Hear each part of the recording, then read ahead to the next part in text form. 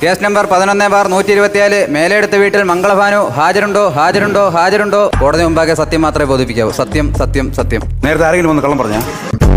താങ്കളുടെ പേരെന്താണ്? അതൊരു ചോദ്യം. നിങ്ങൾ ഇന്നലെ ഫീസ് ചോദിച്ച സമയത്ത് പറഞ്ഞു മംഗളഭാനു 10,000 രൂപ വേണമെന്ന് പറഞ്ഞു. ഞാൻ തരാമെന്ന് പറഞ്ഞു. ഭാര്യയും ഭർത്താവും കൂടെയാണ് ബാധിക്കുന്നത് പറഞ്ഞു. അത് ഞാൻ സംഭവിച്ചു. പിന്നെ പറഞ്ഞു മംഗളഭാനു തോക്കാണെങ്കിൽ 10,000 തരാൻ പറ്റുമോ പറഞ്ഞു. മിസ്റ്റർ മംഗളഭാനു, ഈ നിൽക്കുന്ന സ്ത്രീയെ പരിചയമുണ്ടോ? ഏത്? ഇത് ഇല്ല. മംഗളഭാനു ശ്രദ്ധിച്ചു നോക്കൂ. ഈ നിൽക്കുന്ന സ്ത്രീയെ പരിചയമുണ്ടോ?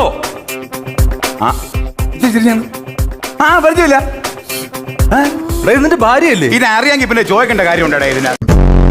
ആക്ച്വലി എന്താണ് നിങ്ങൾ തമ്മിലുള്ള പ്രശ്നം? ആഴ്ചയിലല്ല പ്രശ്നം, ഡെയിലി പ്രശ്നമാണ്. എന്റെ ജഡേജ് നിങ്ങൾ മനസ്സിലാക്കണം. എടാ, അല്ലെങ്കിൽ നിങ്ങളെ കൂടെ ആര് താമസിക്കണത്? ജഡ്ജി സാറേ, എനിക്ക് ഒരു നിമിഷം പോലും ഇയാളെ കൂടെ താമസിക്കണ്ട. എനിക്ക് എത്രയും പെട്ടെന്ന് റിവേഴ്സ് വേണം.